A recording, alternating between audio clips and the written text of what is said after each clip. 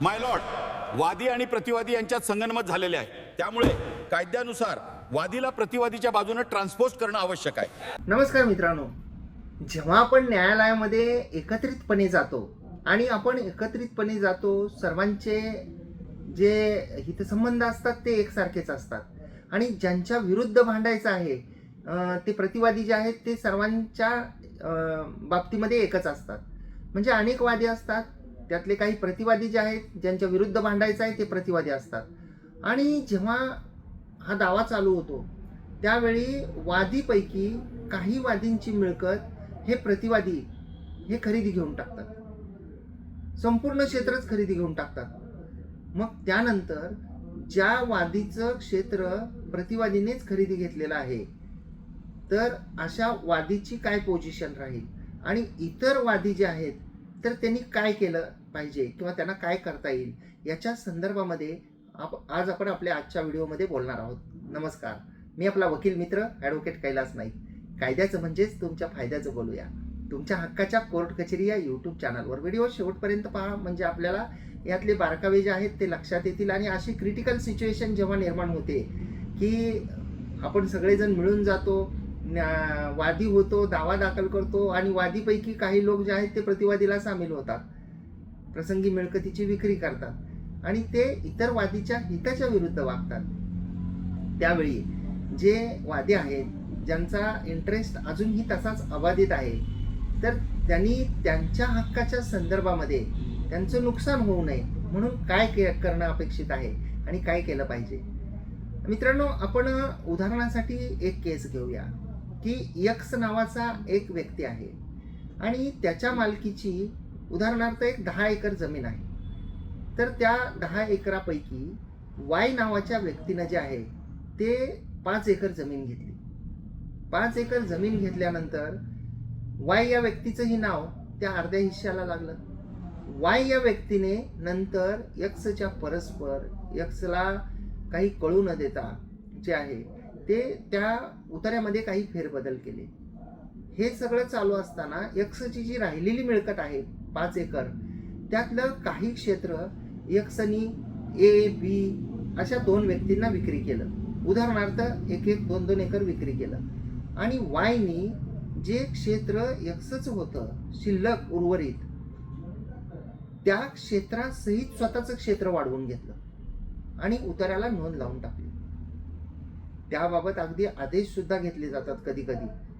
तर अशा परिस्थितीमध्ये जे हे खरेदीदार आहेत की ज्यांचं क्षेत्र कमी होतंय ते 2-3 खरेदीदार ज्यांना मूळ मालकाने ती मिळकत विक्री केलेली आहे ते त्या वाय नावाच्या व्यक्तीविरुद्ध ज्यांनी स्वतःचे क्षेत्र वाढवून घेतलेलं आहे, ज्यांनी स्वतःची खोट्या नोंदी लावलेल्या आहेत तर त्यांच्या विरुद्ध आणि मूळ मालकाच्या विरुद्ध दिवाणी न्यायालयामध्ये दावा दाखल करतात की ही मिळकत 10 एकराची होती, यापैकी यक्स हे त्याचे मालक होते, यक्सनी वायला 5 एकर मिळकत विक्री केली, उर्वरित 5 एकरापैकी यक्स यांनी ए जे आहेत त्यांना 1 एकर विक्री केली, बी आहेत त्यांना 1 एकर विक्री केली आणि यक्सने जे आहे ते स्वतःचं नाव विक्री केलेल्या क्षेत्रासहित उतार्याला लावून घेतलं.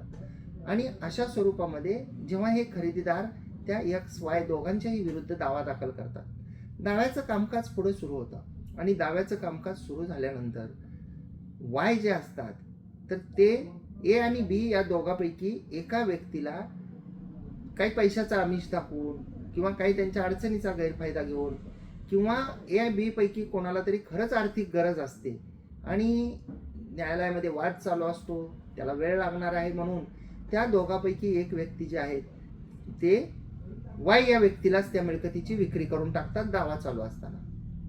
म्हणजे आता वाद जो राहिला तो 2 वादीपैकी एकाच वादीचा राहिला शिल्लक, कारण दोघांपैकी एकाने मिळकतीची विक्री केलेली आहे. परंतु दाव्यामध्ये तर दोघे वादी आहेत आणि ज्यांनी विक्री केली त्यांचं त्या दाव्यामध्ये काहीच राहिलेलं नाही, कारण त्यांचे राईट्स जे आहेत ते ऑलरेडी वायला ट्रान्सफर झालेले आहेत. अशा परिस्थितीमध्ये उदाहरणासाठी आपण असं घेऊया की ए आणि बी या दोघांनी दावा दाखल केला आणि बी या व्यक्तीने वायला मिळकतीची विक्री करून टाकली. तर ए पुढं काय पर्याय आहे?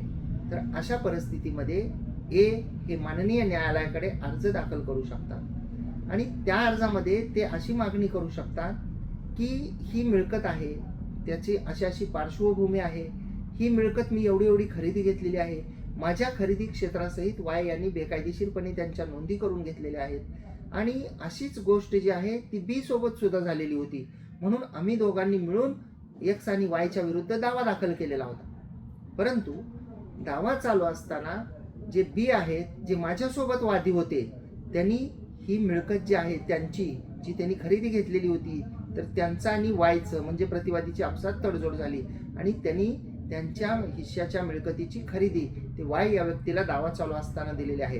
आता वाद जो आहे तो माझ्या एकट्याचा राहिलेला आहे, म्हणजे एचा राहिलेला आहे.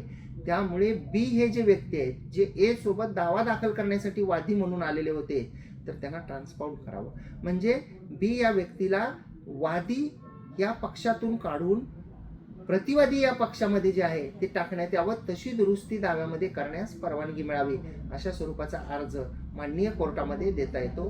त्यावर प्रतिवादीचं म्हणणं घेतलं जातं, जे वादी होते दुसरे बी त्यांचं म्हणणं घेतलं जातं आणि ही जी कागदपत्र आहेत की बी वादी म्हणून राहण्यासारखं आता काहीही दाव्यामध्ये राहिलेलं नाही, कारण त्यांनी ऑलरेडी मिळकतीची विक्री केलेली आहे.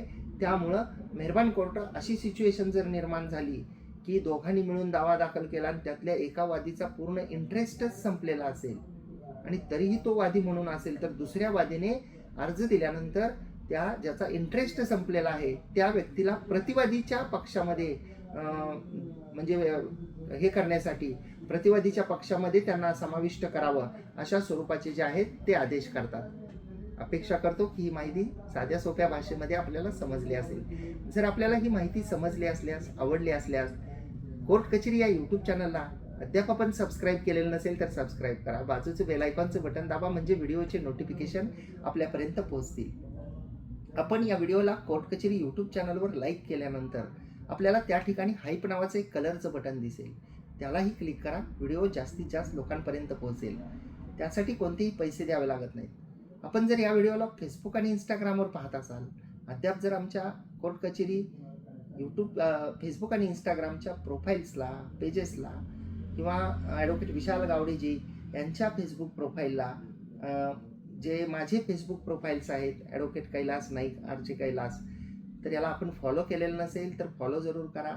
त्या ठिकाणी सुद्धा या व्हिडिओला लाईक करा आणि शेअर करा, म्हणजे जे अशा प्रकारच्या प्रॉब्लेममध्ये आल्यानंतर काय करावं हे ज्या मान्यवरांच्या लक्षात येत नाही किंवा त्यांना काही सुचत नाही, किंवा अशी परिस्थिती सिच्युएशन निर्माण झालेली आहे, काय करावं. आपले वकील तर निश्चितपणे आपल्याला हा सल्ला देतीलच, परंतु बऱ्याच वेळा थोडंसं कन्फ्युजन होऊन जातं आपलं, की दोघं मिळून आपण गेलो, एवढा मी त्यांच्यावर विश्वास ठेवला आणि आमच्या दोघांचीही फसवणूक झाली होती, आमच्या दोघांनाही प्रॉब्लेम झालेले होते, आमच्या दोघांच्याही मिळकती ज्या आहेत त्या चाललेल्या होत्या, आमचं नुकसान होणार होतं आणि सगळा खर्च पण मी केलेला आहे एकट्याने आणि माझ्यासोबतच्याच वादीने असा धोका दिला आणि उलट प्रतिवादीला जाऊन ते सामील झाले, तर मग काय करावं, असा प्रश्न जेव्हा उपस्थित होईल त्यावेळी त्याचं हे उत्तर आहे. धन्यवाद.